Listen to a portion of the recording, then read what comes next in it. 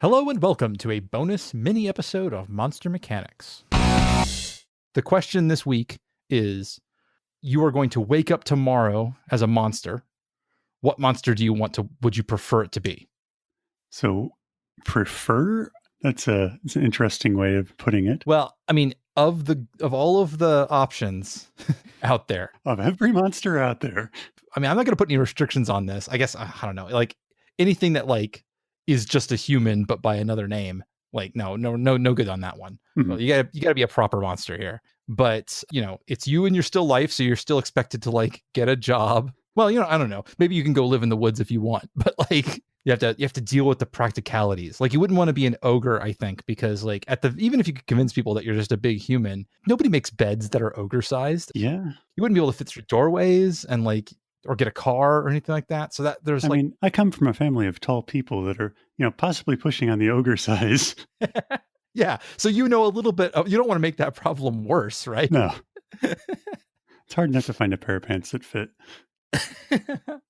Similarly, I don't think you'd want to go for anything like truly like animalistic. Like you wouldn't want to be a chimera or a griffin or something. I mean, as cool as flight would be, I think that's a bit hard to just work in the modern world with, right? Yeah. That's especially like, are we assuming you maintain your intelligence, or is it just? Yeah, I mean, it's like Freaky Friday rules where it's like all of your memories and personality and like abilities, I guess. Like it's just all of your brain dropped into this creature. Okay, well, I've got kind of an easy one. It's okay, maybe even a little bit of a cop out, is the doppelganger.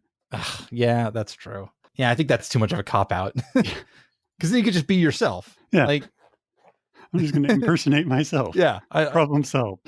Or impersonate someone and move up in the world that way. Yeah, that's totally a cop out. We can't do that. That's no good. So throwing doppelganger in the trash. I think we might have to put a general kibosh on anything that can maintain transformation all of the time. So I think that also discounts things like fairies, which can have glamour and you could just totally pass all the time. Mm-hmm. That's just too easy, right? Sure. That's just you, but also better. What if you're like a mimic and you could just be a table? Okay, so I think on that, by our own standards, that means you could never be a human. You would just be objects. Yeah. Well, people put so much trust into computers these days that if you just turned into a cell phone and then like told them things, they probably believe you. You could be yourself on a phone, I guess. Just start responding to Siri and you're fine. Yeah, exactly. Actually, that's a hell of a modern like monster of the week story. Yeah. Okay. What would I pick? Okay, so shape-shifting kind of gives you some interesting ideas that even if you can't be a humanoid creature. Totally. But there's got to be some other more interesting aspects you could delve into with being a monster. For sure. You could go the route of turning into something that like would appeal to the furry crowd and just become a celebrity within that one subculture. I mean, come on. There's a lot of money to be made if you're just like a 7 foot tall minotaur, right? And here we are today, werewolves of Instagram. Oh my God, that would be great. I mean, there's also, there's the vampire thing if you want to buy into the popular culture. Yeah, I think vampire is a very good choice. Werewolf, by the same token. I mean, I think the werewolf gets around the shape-shifting thing because you can't maintain it all the time. Mm-hmm. You got the entire furry crowd and all of not all of, half of the Twilight fandom who'd be rooting for you. There you go. I think there's a really good case to be made for something like Ghost or like a Phantasm.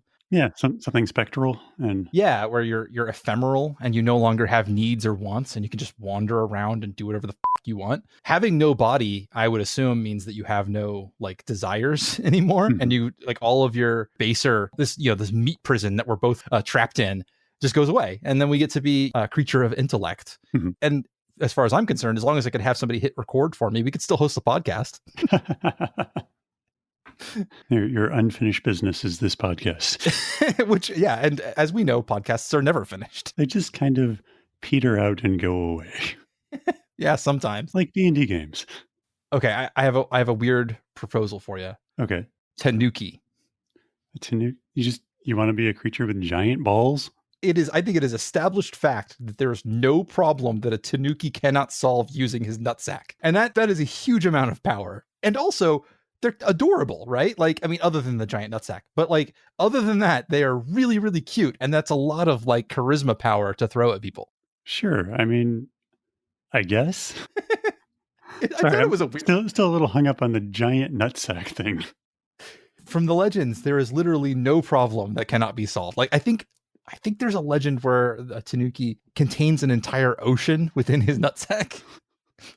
That is an immense amount of power. That is, I mean, there's also the whole like genie or jinn aspect. Oh, yeah. You want to be a free genie though. You don't want to be trapped. Yeah, no lamps.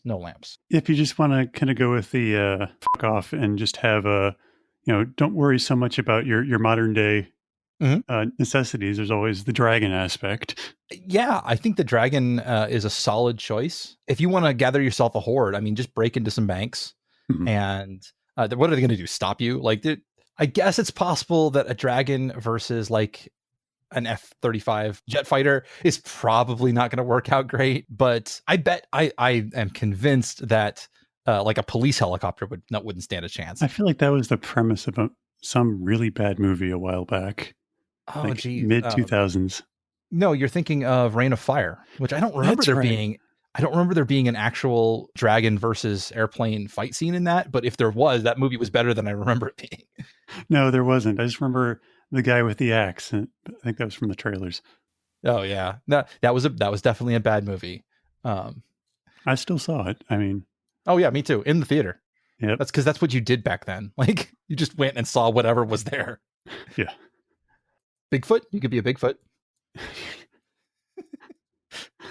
I already show up blurry in photos anyways. I mean, that's a superpower in and of itself. If you do not like how you show up in other people's photos, be a Yeti. Be blurry in all of them.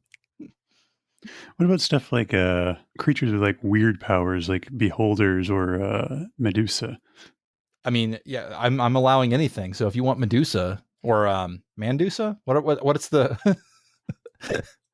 Medusa. Medusa.